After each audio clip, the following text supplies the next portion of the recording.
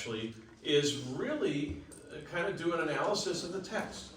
We're going to dig in and we're going to look at some of the slides that are prepared for the performance that has both the text of the actual work and then the translation.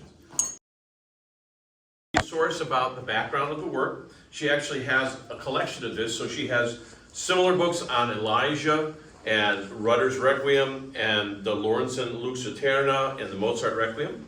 So but she's a singer. She's a singer in a community chorus, and she was driven because of her interest in the backgrounds of these works to dig into them a little further. So I'm going to kind of just use her as a resource to bring up a couple of notes when my memory fails me a little bit about some of the stuff I was going to share with you. So let's start with Karl Orff. Karl Orff is born in Munich in 1895 and grew up in a middle-class kind of existence and was certainly in a life that provided music. Life in Germany, and this is different than Vienna, but very much still kind of connected together. They were separate states, but the influence still at that point of the Austrian-Hungarian Empire was still very much felt in Germany. And so it was a prosperous time for Germany at this point. And so he grew up in a middle-class household that had, quite a number of things that were accessible, including the ability to take lessons and make music. So he ultimately went to conservatory in Munich, growing up, and got to a place where he wanted to become a professional musician. He struggled. It's a story that is very common to people that go to school to become composers, but not very common to composers who we know well. Because generally the people that we talk about when you're talking about Mozart or Beethoven or Schubert or Wagner or, Duparc or, Debussy or anybody, generally what they have is they win some awards, particularly late Romantic and early 20th century. They win awards, competition awards, and they're recognized fairly early in life, and their works get recognized, and they kind of get to be known. Orff spent the first third of his adult life really failing in his compositional work. And this piece, Carmina Burana, was written in 1937. So I'll touch on this a little bit more in a moment. But it's interesting from two places. Number one, everybody just knows this. It's actually the first of three companion works. The other two, which are not actually performed frequently at all. All right, this was originally conceived as a trilogy. And the other two works are, I'm sorry, Mr. Orff, lesser compositions. And so, where this is a staple of orchestral choral musicians everywhere, the other two works are barely ever performed. I've never done them, and I've had a 30-plus year performance career with ensembles like Chicago Symphony and the Grand Park Music Festival. He found texts. He found texts in a used bookstore. Crazy stuff. It was an actual collection from 1,000 years before. So we're talking somewhere around the year 1000. And it was a collection of poems and stories that was made in a monastery in Batavia. And he found this in a used bookstore, and he started to read through these. And you can purchase these now. You can actually just purchase essentially a copy, I think it's Penguin Books that actually prints it, that you can just read all these texts just the way they were. And he was fascinated by it. And he started to actually write a composition in and around this poetry. Because in many cases, that's what these were. They were a series of poems. And it had immediate success. He was influenced in his compositional style in this piece by some of the leading composers of his day that were actually quite revolutionary. Does anybody know Rite of Spring? Mm-hmm. Does anybody know what happened at the first performance of Rite of Spring? Yes, people rocked out. There was an honest to gosh riot. They brought things and threw them on the stage. They actually were extremely disruptive. And one of the reasons was the content. Okay? What it was that was the storytelling. Because it was actually, Rite of Spring was a ballet. And some of the actual movements being done by the dancers was objectionable, okay? Orff knew of this, okay? And some of the other Russian rhythms that were being explored, all right, was where he adapted a lot of the writing that he did for this piece. Munich, 1937. This is the height of the Nazi Party ruling Germany. And the Germans had very specific guidelines for what was acceptable art for German society. One has to ask themselves how in the world they embrace this piece, from both the standpoint of the rhythms and what it is that a lot of the stories are that are being told, okay? It's really kind of fascinating, because it's the other little dirty secret. Karl Orff was a good Nazi, okay? I mean, he was a complacent person to the Reich, all right? And that is something that we, I think with good reason, kind of gloss over, but I think it's very important to know, because he still was trying to be a successful composer in what was, quite frankly, a difficult place to do that. And so after the war, he actually did spend some time in the United States, but he did not leave Germany. That was his home, and he stayed. And that is when his career evolved to the place where he became one of the most significant music educators in the 20th century. His goal ultimately was that every child should have the basics of music, just the same as they would mathematics and writing, okay? Same kinds of stuff. You should be able to read, you should be able to write, you should be able to do math, and you should understand music. And so he developed a whole system in which he developed how it is that a child learns how to actually play music. And it can manifest itself in either instruments and singing, because singing was at the absolute basis of creating sound. And he also said this creates independence, all right? Independent thought, independent expression, and confidence.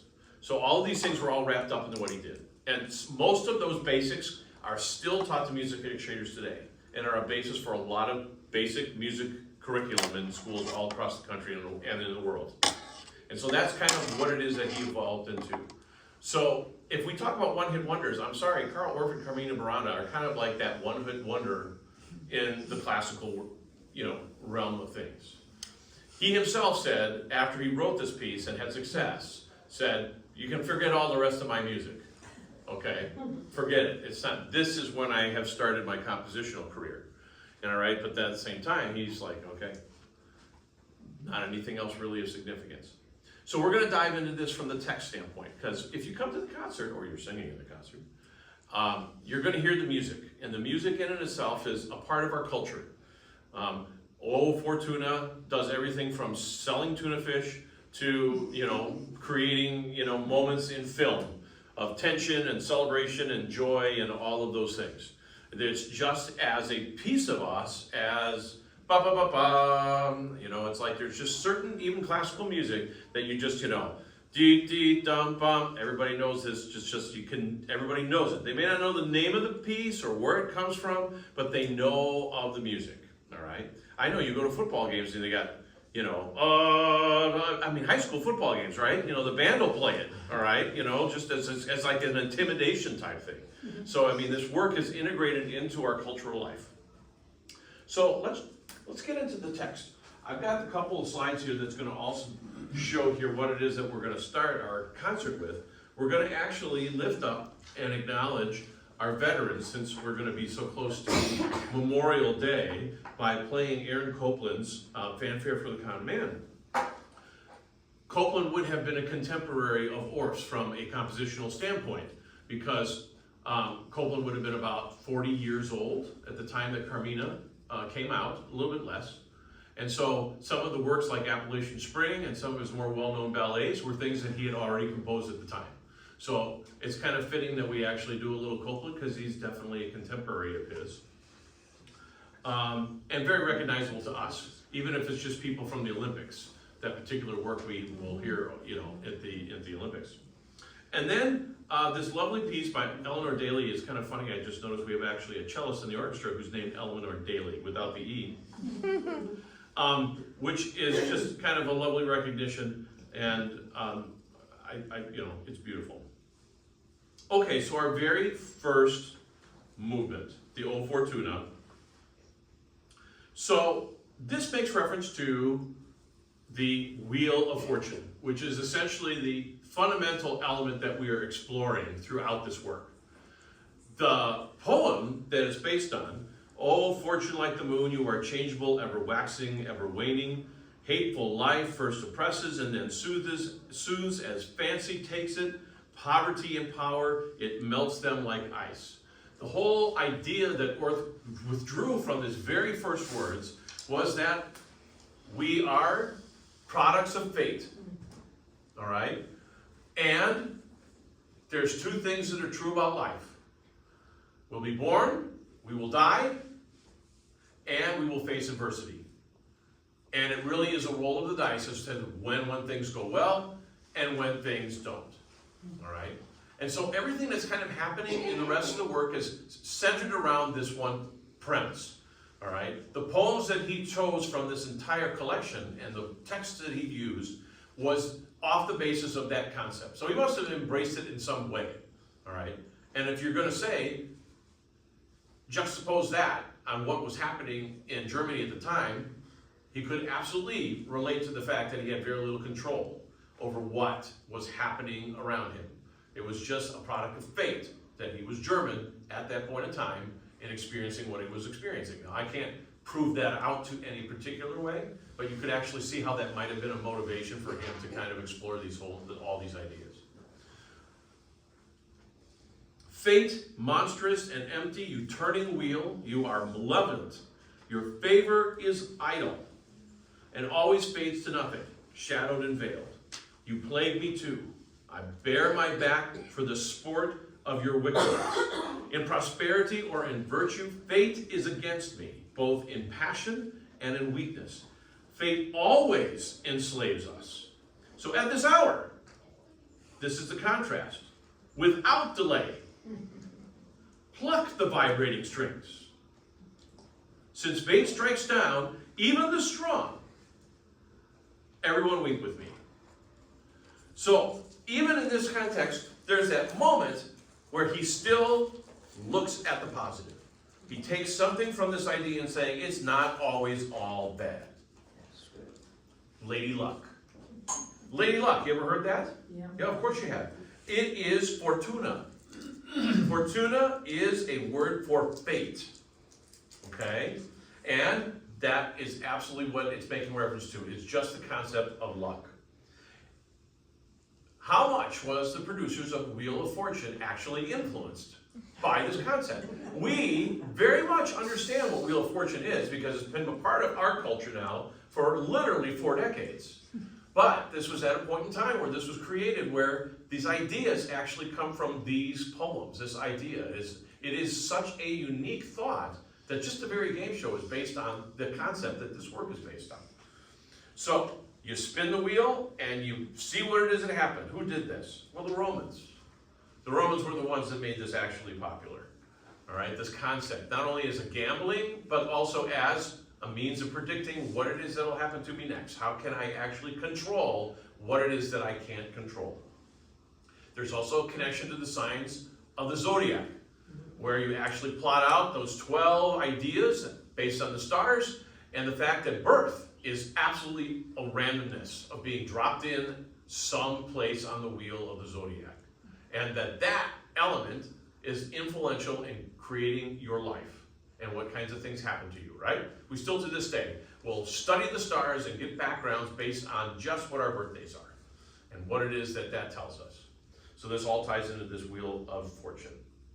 It is a very rich image. The goddess Fortuna, perhaps blindfolded, spinning the wheel at random and shifting everyone around so that the whole process is random and meaningless. And yet that one section tells us there is good things that come as a result. The second movement plays very much on the wheel still. I bemoan fortune's wounds with weeping eyes for the gifts she gave me. This is Fortuna now as an idea, as a goddess. She perversively takes away. It is true what is written. that she has a fine head of hair. But when it comes to seizing an opportunity, she is bald.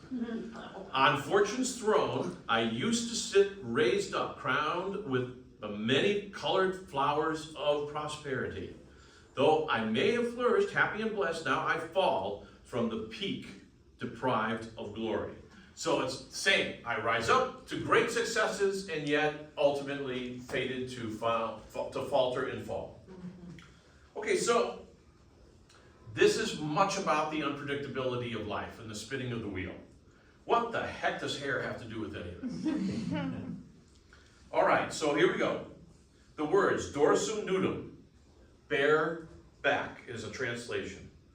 Being exposed to Fortune's villainy, implying that Fortune has whipped or flogged the author. Selection begins with the mentioning of the wounds of Fortune. So you have this idea of that lashes that would be given in the means of torture, which is an element of hair, coming from a beautiful image of what Fortuna is. However, we don't have specific authorship of all of these poems, so a lot of this stuff are things that we're just gathering and guessing at. The word for wounds is vulnera, which we actually do sing. For another image, Fortune has a forehead that is hairy. Fronte and capillata, which is forehead and hairy. But it generally follows that occasion or opportunity, occasio, is bald. Fortune and her son, the actual quote-unquote legend, and her son, or lover, depending on the story. Meaning, no, her son was not her lover. It was either that we're talking about Fortuna's son, or it was Fortuna's lover. Oh, good. And the name was Occasio. Occasio was the personification of opportunity and luck and favorable moments. Occasio is usually shown as having only one lock of hair falling over his forehead. So, one of those people that go bald that part their hair in a different way. All right? Nice. And so that is where the imagery that we are hearing in this poem comes from. That Fortuna's son is the one that doesn't have hair, and that is the one who actually is the good fortune. So if Fortuna is the one, the hair, you got somebody to grab on, and she's going to actually torture you. But if you actually have the luck of being with our opportunistic friend, he has no hair. Isn't that weird? Mm-hmm. But that's where it is that all these images come from. Then there's all the Hecuba. We're going to talk about Hecuba a little bit more. Get this. Queen Hecuba of Troy. Does that all of a sudden bring some imagery to you? When her son, Paris, kidnapped Helen. Yes, that Helen of Troy, the most beautiful woman, he set off the Trojan War because Helen was, somewhat inconveniently, already married. So, Hecuba, the queen, found it written in the axle of Fortune's wheel, sub axe legitimus, because she's such a perfect example of change brought about by turning, started out as queen and ended up as slave. Because ultimately, because of the stealing of Troy and ultimately being caught being the queen that was responsible for the kidnapping, she was imprisoned for a while. All right?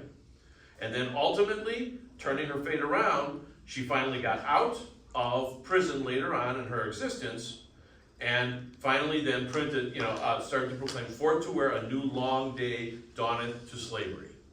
So all of this is tied into the Helen of Troy story. All right?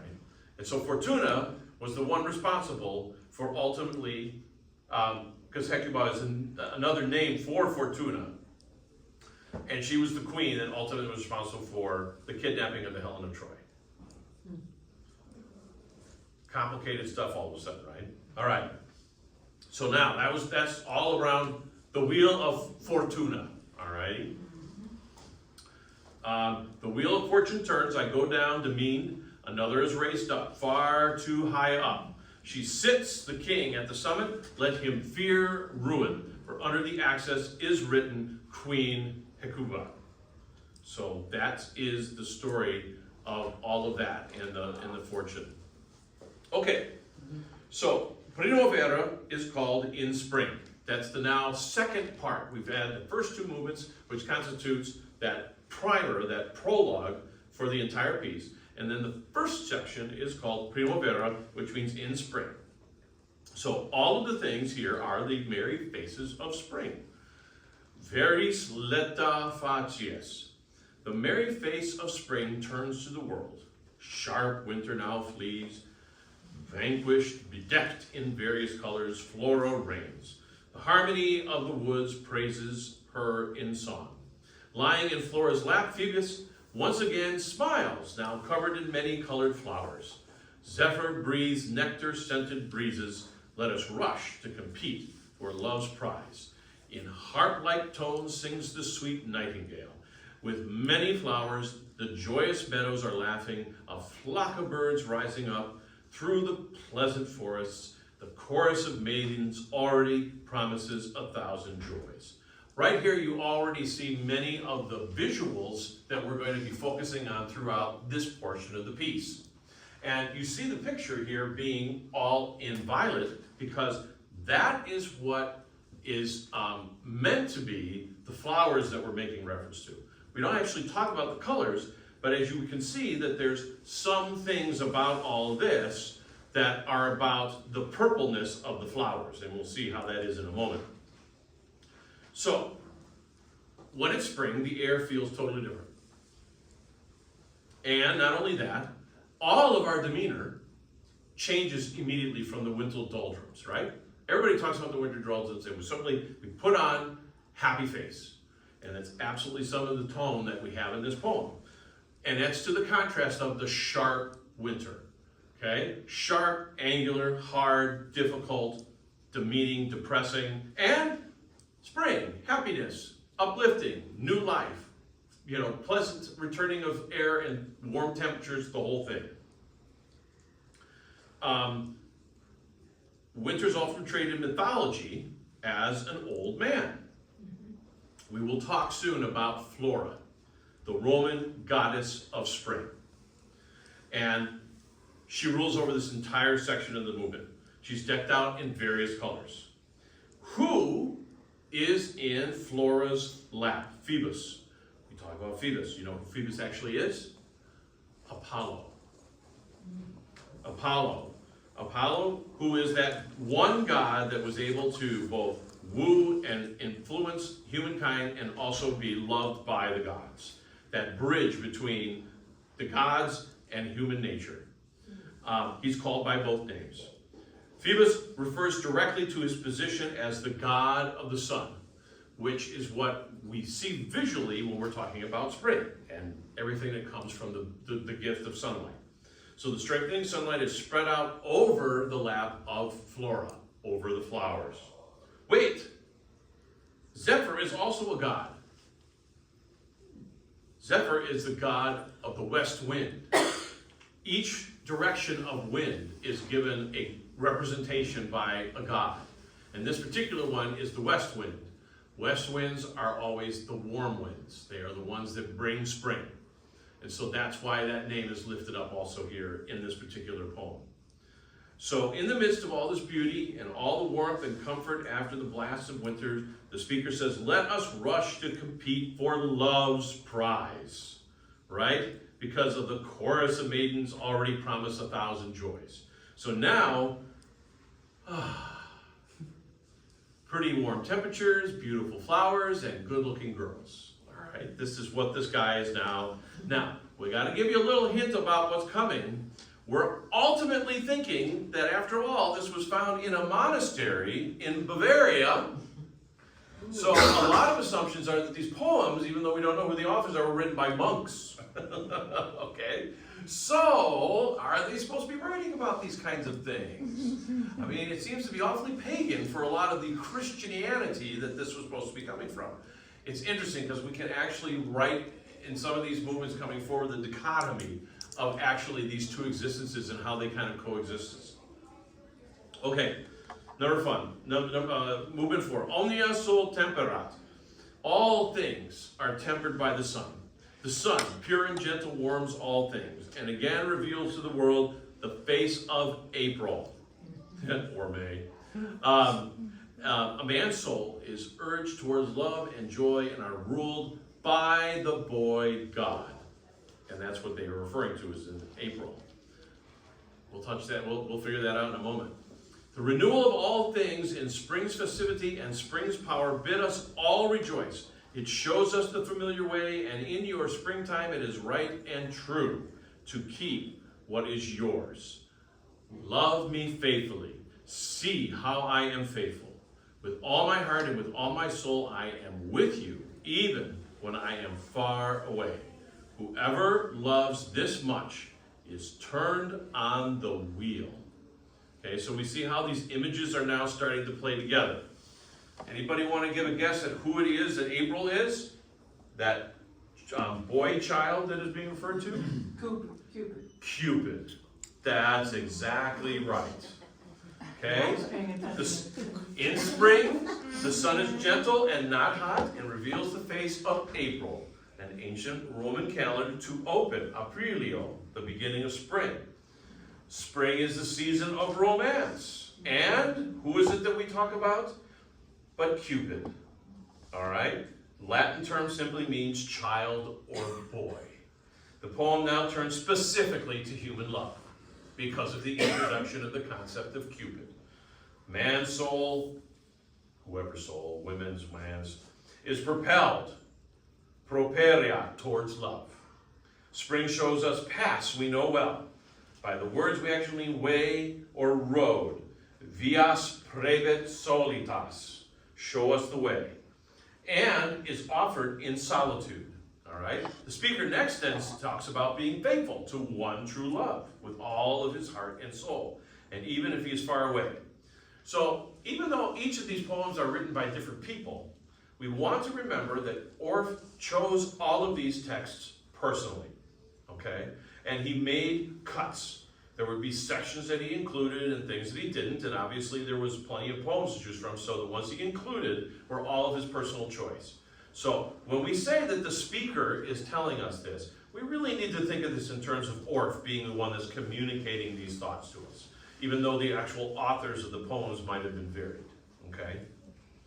So, it's there, though, that the poem takes a darker turn, as the speaker doesn't seem at all sure that his loved one will stay true. A very human kind of response to love, right? Up to this point, all this talk of spring and the goddess of love and all the interaction and the blessing of Cupid's interaction seems to be all in the positive, growing idea. But here, the turn of the wheel is right there to say, I'm not sure that it's ultimately going to stay this way. So, our speaker, as the one who loves like this, is right back on the wheel. Only this time, not so much the wheel of fortune as the wheel of execution. Okay? There was a device that you would actually get strapped to and actually get pulled into different directions, all right? And this particular reference to the wheel is to that device, not the wheel of fortune. So, Orff was intrigued by how this poem ended with the wheel image once again. That was, at least in part, why he picked it. So it also is exploring that dichotomy of the torture that we feel of unrequited love. Wow. Big time stuff, you Yeah. know? Yeah. Heartbreak. Yeah. But then we have a movement like this one, the Esse Grazem. Behold the pleasant. Behold the pleasant and longed for spring back, for spring brings back joyfulness. Violet flowers fill the meadows, the sun brightens everything, sadness is now at an end. Summer returns, now withdrawing the rigors of winter. Now melts and disappears the ice, snow, and the rest. Winter flees, and now spring sucks at summer's breast, a wretched soul in his who does not live or lust. under summer's rule. So there's no question that there is language here that is of a sexual nature, all right? It's designed to be so. The translation that actually is here for the text is winter's cold flees and now spring sucks at summer's breast, all right? So that's a pretty solid translation. A man who is truly miserable, who does not lust under summer's degrees. He's truly miserable. They glory and rejoice in honeyed sweetness and strive for Cupid's prize, all right? So we're talking about that idea of physical love, all right? That's really what this is. And that spring, with its joy and its renewal and its refreshing, brings people thoughts of other kinds of, things. All right, so for what it's worth, violets, which appear early in spring, are associated with the Greek myth of Venus and Adonis. Okay, so Venus, the god of love, meaning that the purple and the violet is meaning connected with spring, all right? Venus, the god of love, falls in love with a handsome young man by the name of Adonis. He ends up getting gored by a boar and dying, and where his blood falls in the ground, violets, the flowers, spring up later. Hence how it is that violets and purple get connected with love and the spring. Later, in Christian symbolism, they stood for virtue, i.e. a shrinking violet, right? Somebody who was a shrinking violet is somebody that was probably, quote unquote, behaving themselves. Hyacinths are another purple flower, and they're spring blooming. They're also associated with the death of a young man, this time. Hyacinthus, I'm not saying it right. Hyacinthus, yeah, hyacinth, just like the flower, right? Yeah. He's a companion lover of Apollo, and one day they're passing the time by throwing the discus, just out there throwing the frisbee around, except the discus is a lot thinker, Okay, yeah, he gets smacked in the head after trying to catch the flying platter, and he dies, all right? And somebody always dies. Somebody has to die, yeah. So either way, same thing. Lying there in the grass, blood pouring from his head, goes into the ground, sinks down, and these beautiful purple flowers come up the following spring. So, other things, the rhyming words that we sing in this are very, very important. Gratum, optum, purpuratum, pratum, all those those are all terms that are such as pleasing, wished for, clothed in purple, high office, meadow. They're all set to be rhyming, but they're all positive in their translation. So not only spring, but also summer is now mentioned in this particular movement. And I'll let you figure out what all the sucking means, okay? I mean, after all, the use of honey, lips are sweeter than honey, and of course it's a popular pet name that people use for one another, all those kinds of things. All right. So that movement, we're all very happy. The next one, we have a work in which the orchestra plays. In the ballet, it was designed to be a dance tune. And so they would have been actually dancing around on stage quite provocatively, as a matter of fact. Ultimately now, we go to what is the next translation, the Floret Silva Nobilis, all right? Oh, I'm sorry, no, this is the Gloriantur. This was the finishing of the last movement, my fault. I missed the last verse. There's Cupid. They glory and rejoice in honey sweetness. See, there's a reference to honey. Who strive to make use of Cupid's prize at Venus's command. Let us glory and result in being Paris's equals. Okay, so now, spring is upon us, we dance, and the term of this particular section is Uf dem Anger. No, it's not that, man, I'm really pissed off. It's actually, it's now spring. And so, this though translates actually into the words village green, which means that after being inside all of these times and months during the winter, you now get to come out into this village square, into the village green, and commune with everybody, not being able to do that throughout the winter. So this particular movement, Floret Silva, is all about what it is that we're doing. The noble woods are burgeoning, and the flowers and leaves. Where is the lover I knew? That person that said that they thought I was cute back in October, and I haven't now seen for 5 months. He has ridden off. Oh no, who will love me? The woods are virgining all over. I'm pining for my lover. The woods are turning green all over. So why is my lover away so long? He has ridden off, and oh, woe is me, who will love me? What are we, in junior high? Good Lord. So yes, this is sung by the chorus, the full chorus, but it varies between the different parts.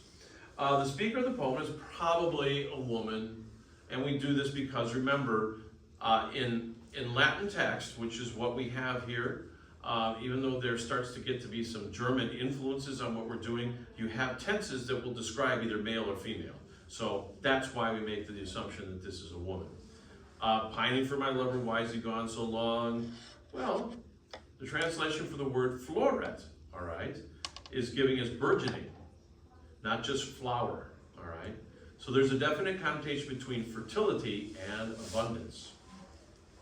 Everything else is flourishing, abounding, even fully, joy, delight, fruitfulness. Only she is left all alone. Only Orff has chosen a poem that describes the pangs and sadness of love, even in amidst the lushness and the beauty of spring. So this is kind of going back to his original concept, that even when things are really good, somehow we can find a way of seeing how the twist of fate, that spin of the wheel, is actually making us not so happy. So now, this one is still my favorite movement in the whole piece, really. All right.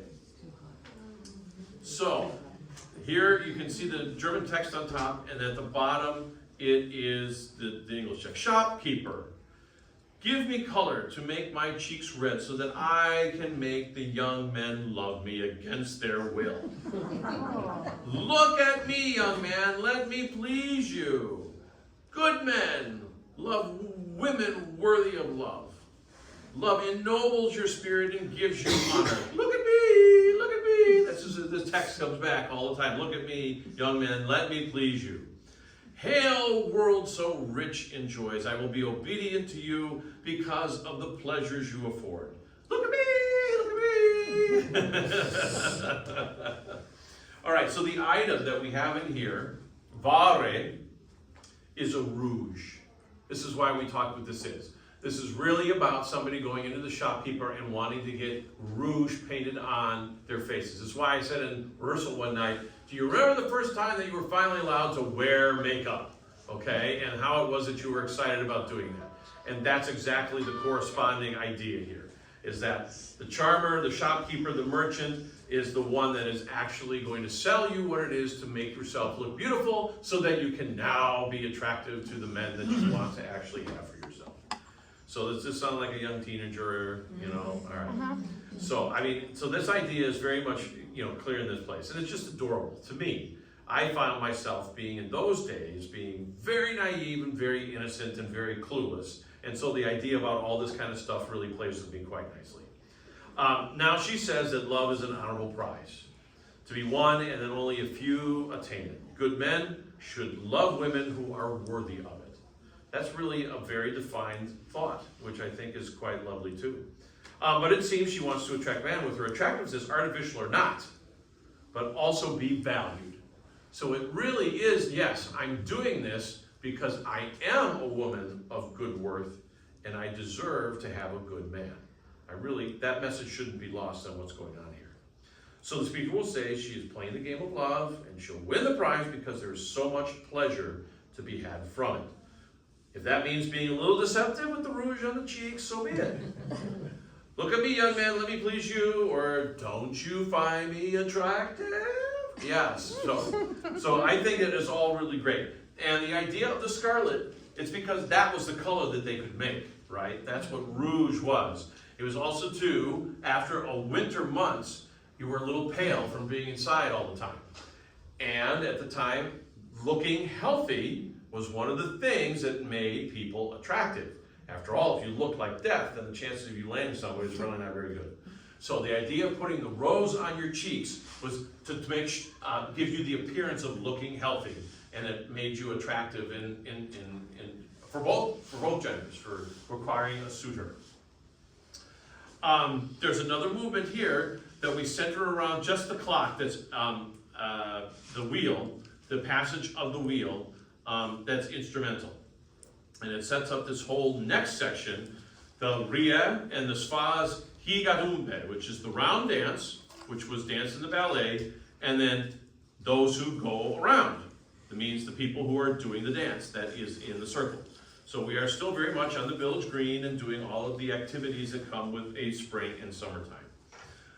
Those who go round and round are all maidens. They all want to do without a man all summer long. So apparently the Rouge has gotten in somebody that's pissed them off, and now they're going to go have fun all by themselves. All right? And yet, come, my love, I long for you. Sweet rose red lips, come and make me better. This is the guys now coming and saying, oh, wait, I think you're pretty, you know. So it's kind of fun. And then they go dancing around all the maidens. They do all what they want without a man all summer long. And so that's the answer. It's like, dance with me, we'll dance with us, you know. Everybody, I know, the women in this room, you all been to that dance where the guys were standing on the side doing whatever the hell they were doing, and you all wanted to be their dancers, so you went and did the dancing, right? Yeah. And if there was a guy that actually danced, you had it made. Okay, the numbers were in your favor, right? Yeah. So these things are conceptually not old, right? And never will be. And never will be, yeah. All right, so now we sing the first Swahikat Umbe. No, wait, yes, we're going to do the next thing. This one is my second favorite movement. Were the world mine, wär du Welt alle mein. Amin, actually, wrong tense. Were all the world mine from sea to the Rhine, I would give it all up to have the Queen of England lie in my arms.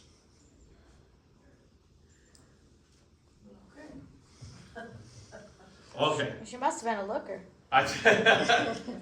She's worth something. This is the whole chorus that sings this. It's a very short movement, and it also ends this section of the springtime, okay, and of the village green. What is this all about?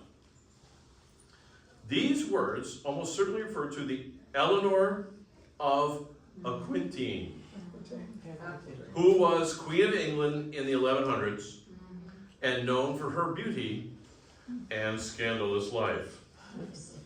She was fabulously wealthy. Founded the French cult of courtly love, which the troubadours all sang about. I can see why. And divorced one husband, the rather dull Louis VII of France, to marry another younger man, Henry, Duke of Normandy. And she became Queen of England when her husband became King Henry II. Her later wife showed her at the bottom of fortune's wheel. She was imprisoned by Henry for 16 years because she supported a revolt against him. I tell you, she wasn't released until Henry's death, and then, nothing daunted, became Queen Regent because her son, Richard the Lionhearted, went off to the Crusades and came back and became King John.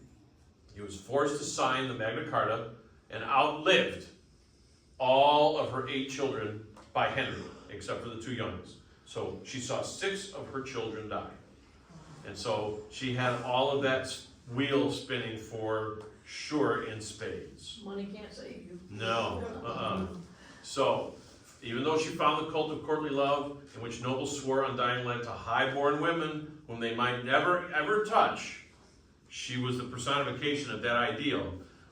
We hope that all this admiration comforted Eleanor as she sat in prison and ultimately had some of those tragedies happen to her at the end of the day.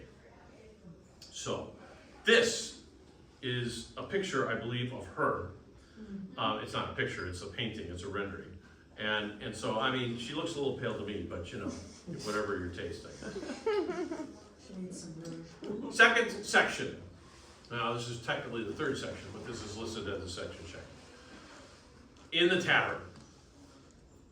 And the very first movement is Estuans Interius. This particular movement is sung by the baritone. Second time that we've heard the baritone sing. Burning inwardly with strong anger, in my bitterness I speak to my soul. Created from matter. Sounds more like a tenor.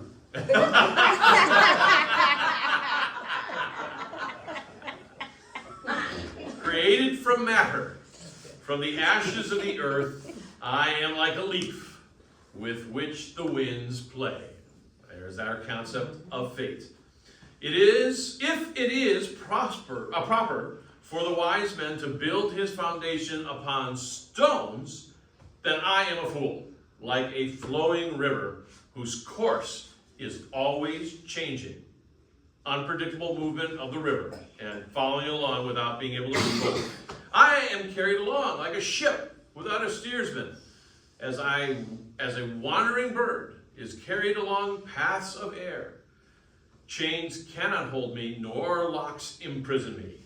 I seek out men like myself and join with the depraved. To me, a serious heart seems too grave a thing. A joke is pleasant and sweeter than a honeycomb. Whatever Venus commands is a sweet duty, for she never dwells in faint hearts. I travel the broad path, and is the way of youth. I give myself up to vice, heedless of virtue, more greedy for pleasure than for salvation. The soul is dead, so I look after the flesh. Now, this is a really interesting poem because of the fact that it is assumed that it once again was written by a monk. There is references to very, very basic Christian concepts. The origins of Adam in Genesis as being from ashes and dust and being created is absolutely lifted up in this. The idea of living that godly and faithful life is thoroughly rejected by the author for the pursuits of pleasure. And yet, he's angry about how his life sucks because he hasn't had a woman. Probably because of his swearing to celibacy. So all of this is definitely, but we don't have any real proof that it was a monk. It's kind of a fascinating story. All right, so the words themselves as to who he was or what his position, but we always have assumed that he was a monk and, at this point, an atheist. And that kind of fits in with some of the 19th century thinking of Nietzscheism. And that would have been something that Orff would have been very much affiliated and had knowledge of. So if ever there were a description of an inner landscape of a person who has forsaken any idea of spirituality or morals and dedicated his life purely to pleasure, this is it. All right? And he decided that there's no hope for him spiritually. So, at the very least, he can get drunk and have whatever good, fine gambling and doing the other things that I'm not supposed to do. Because after all, my soul is dead. Hence all the fire and brimstone here. Yeah. You drink every Mary. Right, yeah. Okay, so if I had a third favorite, this has got to be it. First of all, it's the piece that's sung by the countertenor. And I'm really hoping the choices I made here are not going to actually kind of like, quote unquote, make people upset, because I'm doing them based on the comedic moment that this is supposed to be. So, once I lived on a lake.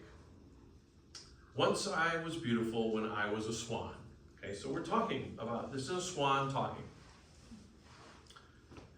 Then, the men come in and interrupt. Misa Modaniga, miserable me, now black and roasting fiercely. Oh, yes, The swan is talking about being on the open spit being roasted, okay? Oh, my Being the goodness. dinner. Yep, that's what everybody's saying. Yep, that's the swan. Looking at it, he's going to be our dinner. The servants turned me on a spit. Now remember, it's a countertenor singing way up in the stratosphere, all right? I burn fiercely upon the pyre. The waiter now serves me up. Miser, yeah, bristle me. No, it's like, it's almost kind of a joke that they're teasing the poor swan, that he's all now black and he's, I see that's the black swan. See? Christmas story. Yep, now I lie upon a plate. It does kind of look tasty though, right? Cranberries look nice garnish. And can fly no more. I see gnashing of teeth. Miser, and they're all set, ready to have dinner, all right? I got them all set up there on the table. Okay, swans and peacocks were a prized feast item. Not because they were all that good to eat, because apparently the meat is pretty dry and tough, but because they were beautiful and expensive. So Orff, in one of these poems, decided that the swan should be served at the tavern. However, it would have never done that way, because this really would have been for the elite, for the royals. So you would have never gotten to eat swan in a run-of-the-mill tavern that we've now set. Not only this particular piece, but the entire section, all right? Perhaps someone who loathed the excesses of the rich and their use of a beautiful bird, because I can only imagine the ASPCA or whatever the equivalent would have been back in these days being upset. You don't even want to know how they prepared the swan when they actually roasted it. I'm not even telling you that. You can look that up on YouTube, on the internet yourself. Or maybe it was just an act of imagination, whatever. But obviously, he was trying to say something about the ridiculousness of all of this, because that's what it really is. It's ridiculous. All right. So, ego sum abbas. Translation, I am the abbot. I am the abbot of Cockleen, and my congregation is of drinkers. And my desire is to be in the order of gamblers. And whoever seeks me out in the tavern by morning will depart naked by vespers. And thus stripped of his clothes, will cry out, Wafna, Wafna! What have you done, most vile fortune? You have taken away all the joys of my life. So that's the whole idea of what's going on here. And this is a monk. So this poem doesn't reference the abbot at all. It's a speaker saying that he rules over a land of plenty. He's a follower of pleasure, not of any literal place. Decius is the name of a dice game, and it was invented to fit the poem, actually. And it celebrated all gambling and drinking, but then they actually did a dice game that was called this, based on this poem. Vespers, that was the evening worship service that started at 6. So if you came into the tavern in the morning, you would have been naked by the time that it was time to go to Vespers. And why is it that being naked? No, it was not that they were playing strip poker. What it was instead is that usually their clothes was the most valuable thing that they had. And so if the cash that they had run out and lost already while they were gambling, then they would have gotten to the place of anything, the only other thing that they would have had of value would have been their clothes, so that they would have offered that up onto the table, and then they would have lost that as well. This piece is actually associated with something called a drinker's mass, or a gambler's mass. These are actually both real-life parodies of an actual church mass. I can only imagine that they took this one step further than what the actual piece of music does. And you're going to love this, because when you hear the Vafta, that's, you guys that are singing it, you know what, it's just Vafta, Vafta. It's just, that's the screaming cry that I've lost everything and I'm going naked to Vespers, yeah. I gotta explain it to my Yeah. wife. If you've never played gut, you understand that. I don't think Bachna. You start with pennies and you end up. Bachna is just an exclamation. That's correct. There is absolutely no translation for that. It's like going, Oh, wow. Yeah, right, yeah. It's just, there's absolutely no word that it translates to. Yeah. Okay, in Taberna, we're in the tavern, and this is what happens there. When we are in the tavern, we do not think of how we will go to dust, but we hurry to gamble, which always makes us sweat. What happens in the tavern where money is host? You may well ask, and hear what I say. Well, some gamble, some drink, some behave loosely. But of those who gamble, some are stripped bare. Some wear their clothes here, some are dressed in sacks, meaning like, a sack for doing grain. Here, no one fears death, but the throw of the dice in the name of Bacchus. Bacchus was the lord of the drink, the god of the cup, of alcohol, essentially. First, it is to the wine merchant.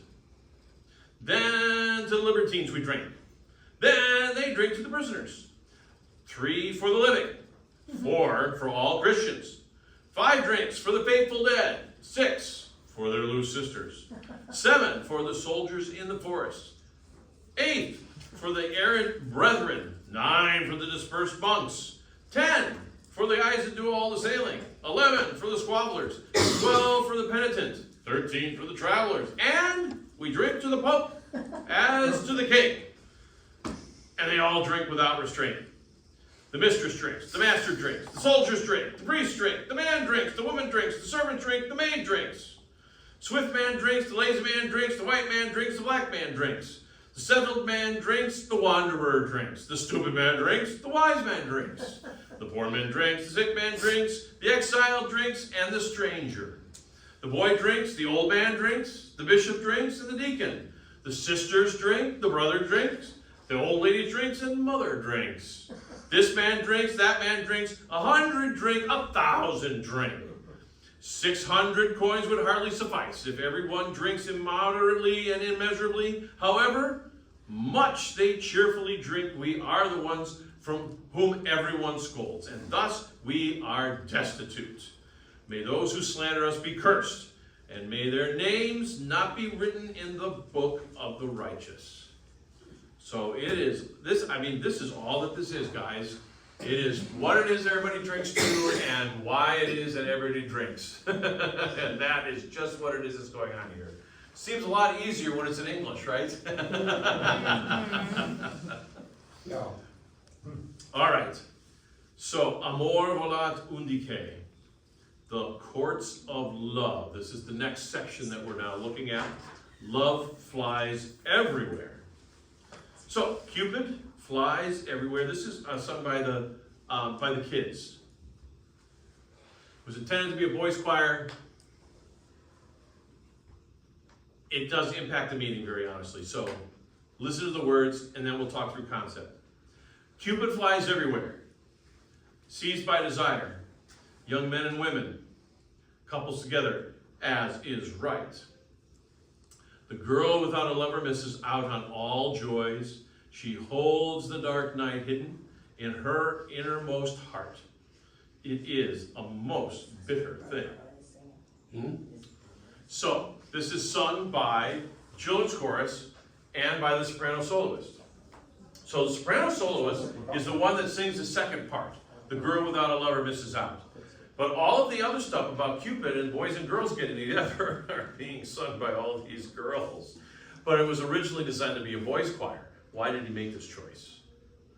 Why did Orff make a choice to actually set this text in the melody that he said? Because it's a beautiful melody too, you know?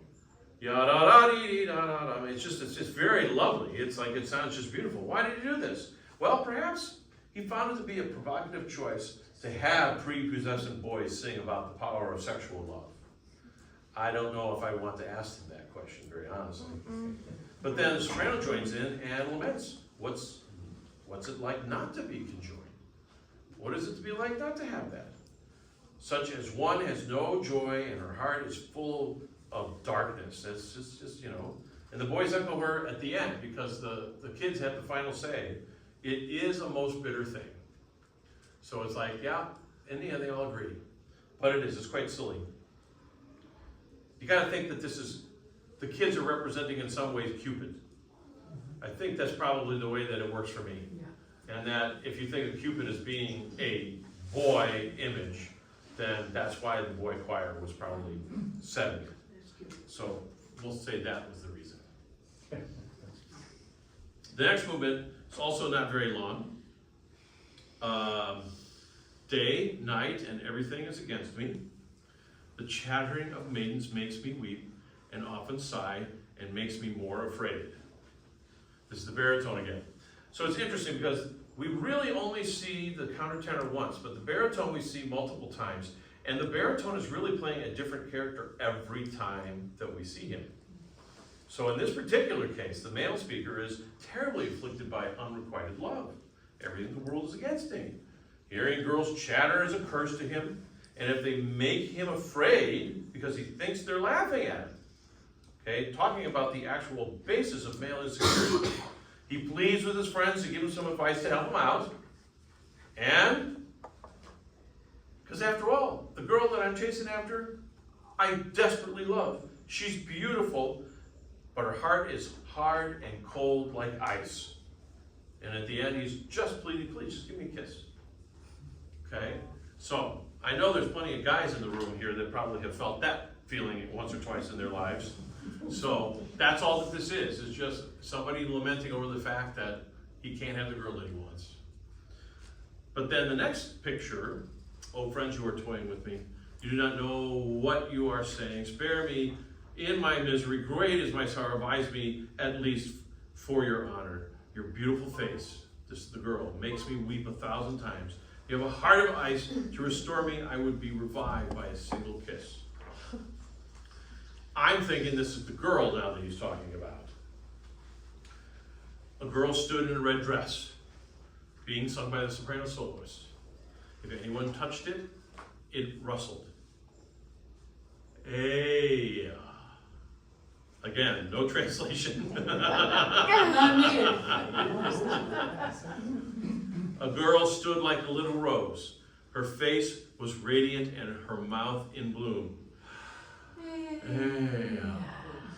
So this is sung by the soprano soloist. So it's very interesting how this is a reflection of this beautiful image.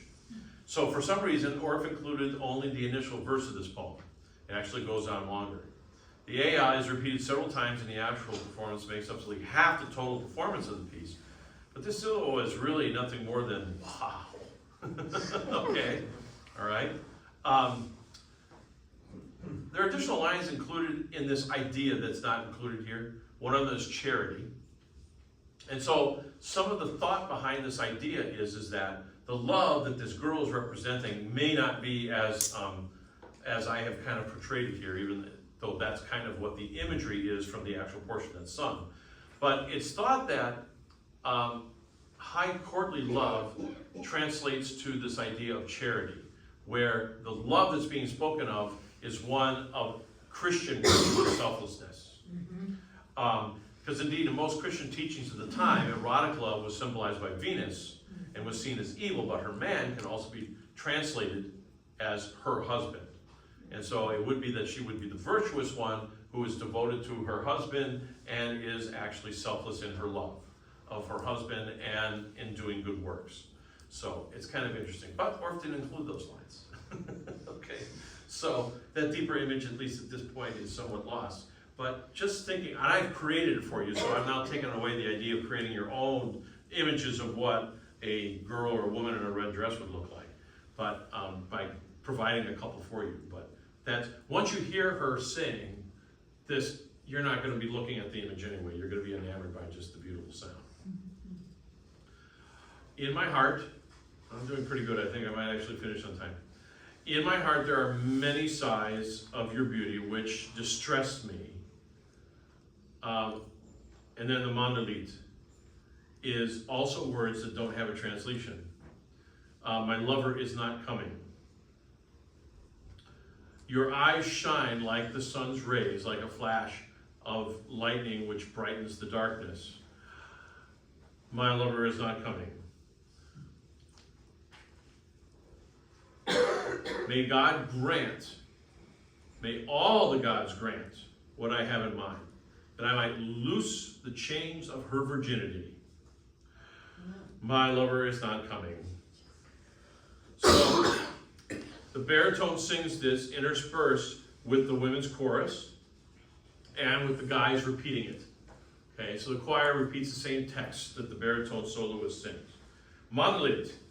Usually these two words aren't translated away, they just show up as manlit. In English as well as Latin, like we're supposed to know what it means. This woman here in the book was able to come up with a translation which seems to kind of make sense. Let it be known. Manlit, manlit. My lover is not coming. Let it be known that my lover is not coming. I think that kind of fits with this idea. Otherwise, the text pretty much is pretty straightforward as what it's actually saying. And then yet, let it be known that my lover is not coming.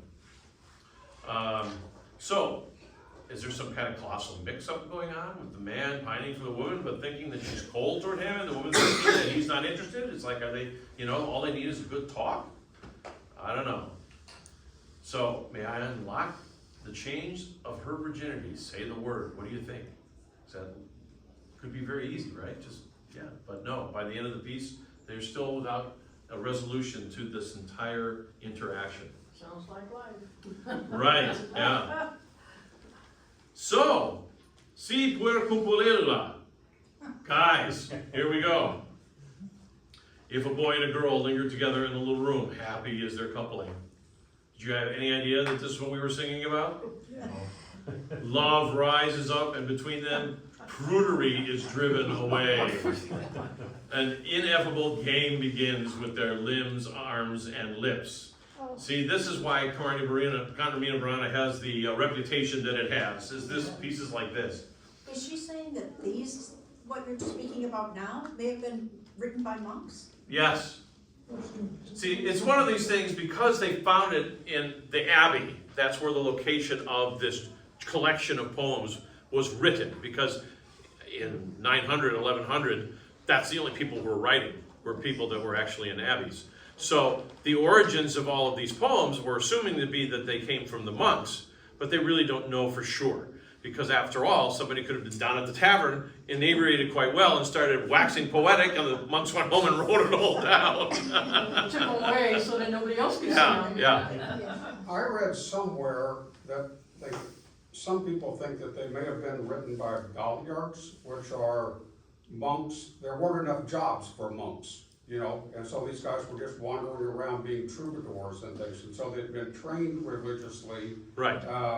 But they were unemployed and they were just sitting around drinking. I don't know if that's... See, I mean, that fits into some of the concepts that are actually behind some of the poems, so that's why that thinking also fits, yeah. Yeah. Yeah. So, it's open to various interpretation. I mean, and that's kind of also what you all can bring to the stage for those you're going to sing it. You can actually see some of these now in the light that makes the most sense to you, But yes, all these things are, it's not that it's without theory, because they've done research to be able to find the areas at that time, what was society like at that time, the idea that there would have been people that would have been trained as monks in which there was no other thing for them to do, and they were making a living by writing out this stuff because they were literate. So, I mean, that also fits into the narrative, yeah. So that's why we say we can't really say for certain, but sometimes it's funner to think that the monk was the one that's actually writing it. And then there's probably also a tendency to try to read between the lines and turn it into a religious context, too. Yes, because it can be too, and we're going to actually discuss this now here in some of the last movements, yes. So this one, though, seems to be pretty straightforward when you're talking about that. Puer means boy, puerlala means girl, and cellula means little cell. Okay, so the boy and the girl come together in the little cell. All right, use your imagination. Believe it or not, there is a cat that we mention in this, okay, because of the word Felix.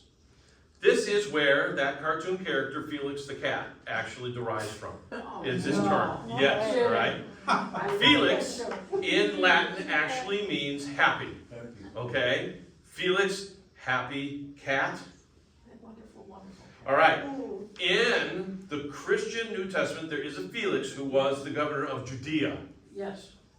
His name doesn't seem to have been his destiny, as he was known for cruelty, sexual immorality, and susceptible to bribes. Get this connection. The Apostle Paul appeared before him in the book of Acts, and Felix leaves him in prison. even though he knows that Paul hasn't done anything to deserve punishment. When has this happened? However, at the same time, he was hoping for Paul to offer him a bribe, so he went frequently and talked to Paul in his cell. All right? Never got it. I mean, Paul didn't have any money, as far as I know, yeah. I mean, he might have at one point by this point, but so it never happened, never. But could you imagine sitting and hearing those conversations between those two? So, yeah. So Felix conjunctio means happy union or meeting. So now when we actually sing that, you're now think about the happy union that's happening wherever it's happening. All right. Veni, veni, venitas. Come. This one you know because I keep saying this text in rehearsal. Come, come, oh come. Come, oh come, do not let me die. Here se natsatsa. Turuli livos. No, it's not that I made a mistake. They really don't think that there's really translation for these words. I'll get into that a little bit further though. Beautiful is your face, the gleam of your eyes, the tresses of your hair. What a glorious creature. Works either way, whichever person you're looking at. Redder than the rose. Remember we talked about how it was that you would have been looking more healthy. Whiter than the lily, because obviously porcelain-like skin, most everywhere else, was also considered to be very attractive. Lovelier than all others. I shall always glory in you. All right? So, pretty standard love song. Many are the lovesick pleas from man or women, swearing that if the beloved will not give in, that he or she will die. So that's pretty much what we're doing. Here say natsatsa. There are explanations.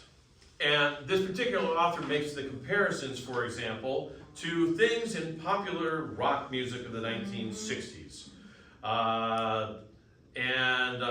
Like the Mamas and the Papas, la la la la la la la la la, you know, it was a love song. Or na na na na na na na na na na na, okay? Or how about this, you know, I think it wasn't it actually on Howdy Doody, didn't they use ta-ra-ra-boom-die, ta-ra-ra-boom-die? Yeah, these things don't mean anything, right? All right. However, upon further discovery, hirkra and hearsay apparently refer to male and female goats.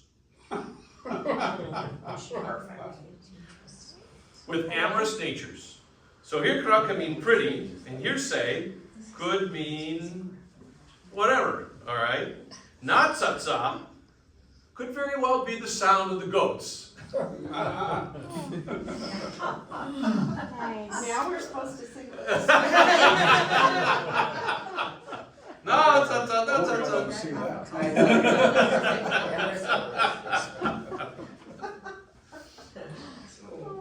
All right. In the balance, in my hesitating feelings, there is a reason why I have this. You'll see it in a minute. Wanton love and chastity oppose each other on the scales, but I choose what I see and bend my neck to the yoke, such a sweet yoke to which I submit. So in case you're not necessarily well versed in human psychology, the idea of the exposure of a woman's neck is an indication of interest, of letting down guard, of having trust. And so what this is about in the discussing of that neck is the idea of a woman making herself not just available, but being open to trust, all right, of being in a place of feeling comfortable, all right. And so it's the reason why I use this image, because that's what it is. And again, she sings it, all right. This is that beautiful, you know, like, it's the whole thing. So she's actually quite vulnerable. So the music here is really being set to show the idea of her being quite vulnerable. Description of a young woman's decision to reject the idea of chastity and embrace love and entering into the sweet yoke. But I see this really more about this idea of her finally getting to the place of trusting and being all right with being with a guy. And it means the sweet yoke wording is often refers to marriage in medieval times. So if you would use that translation, then you might say, okay, open to being married. But, and there's a but, nuns also went through a marriage ceremony. And it was that they were veiled like a bride, but instead of being married to a guy, they were now considering themselves to be married to Christ. So opening up and being vulnerable to trusting in Christ is also a way that this indeed could be looked at. Lasciviousness has the same basic meaning as lust, but the word can just mean desire. And I don't know if anybody went around in the Middle Ages saying, don't be such a prude. I mean, that might have happened, but who knows? But whoever this is, the speaker, the person, the soprano singing is definitely choosing love, choosing maybe that marriage or that idea of being vulnerable. The author makes a comparison to the meditation in Tias, which also occurs when Tias decides to reject earthly love and convert to Christianity. This is where the parallel of saying this particular image is not necessarily then one of a seduced woman, but instead is that of the Virgin Mary trusting in the angel Gabriel of the promise of being the mother to the Christ child. And so that's also where the translation has a Christian overtone here. And this actually sets up the whole idea of what finishes the last two movements in a very different way. So it can't really be given either way. This text is generally open to such a translation, so that now even Mary in her time of being most vulnerable was succumbing to fate and the wheel of fortune. Okay. So, tempus et jucundum. This is the joyful time, O maidens. And so it puts this also in a different perspective too, because now we're celebrating the news of the coming Christ child. O maidens, rejoice with them, young men. Oh, I'm bursting out all over and I'm burning all over with first love. New love is what I'm dying for. That you can, like I say, if you wanted to take the more Christian approach to this idea of Christ being that, because we've often used Christ and the church as being an imagery of being the bridegroom. All right, the church being the bride and Jesus being the bridegroom. And so you can actually look at that also in that framing of context, all right? I honestly don't think that's necessarily what's happening here, but I think that it can be open to that interpretation. I'm burning all over with first love, new love, and what it is I'm dying off. But the idea of something flaming, something intense, something feeling passion is obviously what this idea of the fire is heartening at. I'm heartened by my promise. I am downcast by my refusal. I'm bursting out all over, bursting all over with first love, new love is what I am dying of. This is the chorus coming back with the same text. In the winter, man is patient. In the breath of spring, makes him lust. So again, I went with more of a literal translation of this, but if you think of this as discussing somebody's overall life, all right, a man who is actually later in his days generally is going to acquire greater patience, where one that is in his younger is actually more filled with the concept of lust. And that actually works here in this context as well. Oh, I am bursting out all over. I am burning all over with first love, new love. We know that that's what it says. So, my virginity leads me on. My innocence holds me back. Again, you can talk about somebody as just a general girl, woman, maiden, whatever, but you could also superimpose Mary upon this as well in the text that's in the Magnificat. Okay, I'm bursting all over, bursting with first love, new love is what I am dying of. So, the very end, come my mistress with joy. Come my pretty, I am dying. This seems to be a guy who's chasing after somebody, maybe like this. Oh, I'm bursting all over, and everybody sings it together, right? Yeah.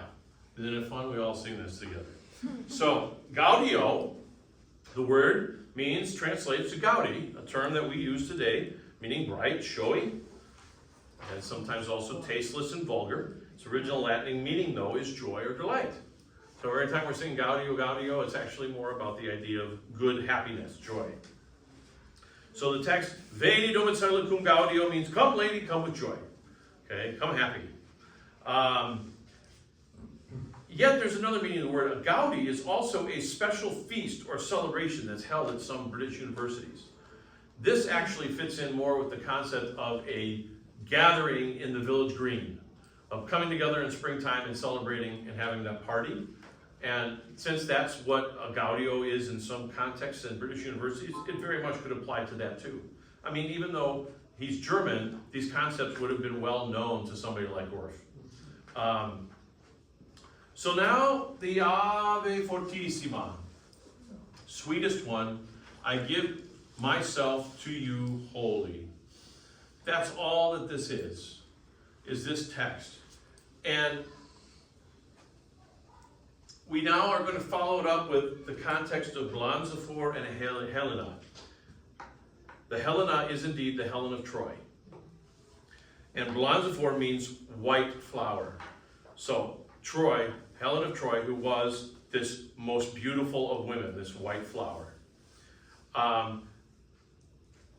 But it also is structured like a hymn. And so this reference to the most beautiful woman is also can be attributed to the Virgin Mary and has that perspective. And again, rose of the world, munde rosa, okay? Oftentimes words used to describe Mary or the Blessed Young Virgin, okay? So this here, hail most fair one, precious jewel, glorious young woman, hail rose of the world, white flower. This all could actually be, again, a reference to Mary, not just a really good-looking dame.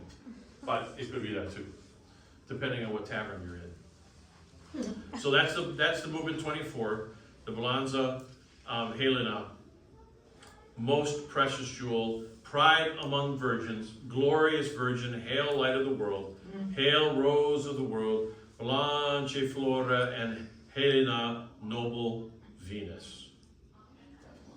And then we start back over again. After all of the life and all the living, fortune like a moon, you are changeable, ever waxing, ever waning. Hateful life first oppresses and then it soothes. As fancy takes it, poverty and power, it melts them like ice. Fate, monstrous and empty, you turning wheel, you are malevolent. Your favor is idle and always fades to nothing. Shadowed and veiled, you plague me too. I bear my back for the sport of your wickedness. See, it makes all sense now given all the things that we've talked about today. In prosperity or in virtue, fate is against me, both in passion. Remember, this is all this soft heart spoken text that I've been after you about? All right? Fate always enslaves us. Gets louder. So at this hour, without delay, hac in hora sine mora, pluck the vibrant springs. Since fate strikes down, even the strong, everyone, weep with me. And then we sing absolutely big. So, I hope that I kind of walked you through and got you to have a little bit better idea of the storytelling that is done in this work. And you can certainly, I don't know how visible the slides will be from where you're sitting. That's something I have to figure out on Friday when I'm at the church and figure that out. But it's at least now you're going to have a good idea each movement that we're talking about what kinds of things are going on. I hope that it actually enhances either your enjoyment of watching it or performing it.